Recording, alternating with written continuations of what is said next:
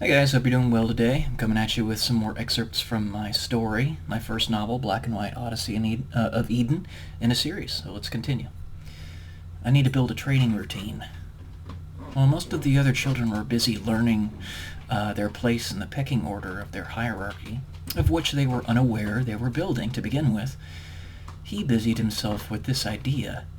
It itched in his head. Every day, 100 push-ups, 100 sit-ups, 100 jumping jacks. His classmates scarcely had the foresight and focus to even conceive of something as organized, but here he was, 10 years old, and already concerned with things that might happen 10 years down the road. It only served to distance him even more from his peers. The next day he began to implement it. To the left of the bark-covered playground area, and just at the edge of the beginning of the grass field, stood a green transformer box with a concrete barrier painted yellow next to it. James tucked himself just outside his peers' view, cautious to avoid their criticism, even though he knew he could defeat it with ease. He did not want to defeat their criticism. He did not want to leave them. Did not want to leave them dumbfounded. He wanted to be understood, and he knew that they simply could not. Putting them in the position of having to subject them for further scrutiny would not help. There was never a moment where he did not feel, at least on some level, an intense sadness. He wanted to save them the pain, at least for now. As he tried to do this first set of push-ups, a woman hardly taller than he was walked up to him. "What you doing there, kiddo?"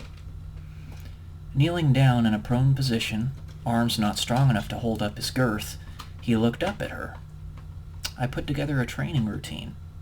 I'm fat, and people need me to be in shape." The expression on the woman's face appeared flabbergasted. "What? What are you talking about, kid?" "Every person I meet seems to have this sad look in their eyes, like they're all alone. Like something is wrong. I want to help, but I can't if I'm not in shape." This did not help the woman, who only looked to be growing in confusion. "Wait, what? What do you see?" "I ain't seen nothing. Not like what you're talking about, anyway." Her expression changed from shock to compassion. "What's your name, kid?" "James. James Black." Suddenly she began to cry. James was thrown off. What had he said? Was he doing something wrong? Wiping the tears from her now bloodshot eyes, she looked at him, love pouring out of them as she smiled. "Hi, James. My name is Nancy. You're not supposed to play this close to the green box, but you go ahead. Just be careful, okay?" James looked at her, still slightly confused, but with a smile on his face as he allowed his knees to fall to the ground while he did modified push-ups. Nancy continued to look upon him lovingly, standing guard as he did his training routine. James was clueless to what had happened the night before. One of his teachers was on the verge of suicide, chronically depressed, having lost their entire family in a car crash only 3 months prior. The only happiness sustaining her was what she derived from teaching her students and showing them love. The day prior, the class was being particularly rowdy.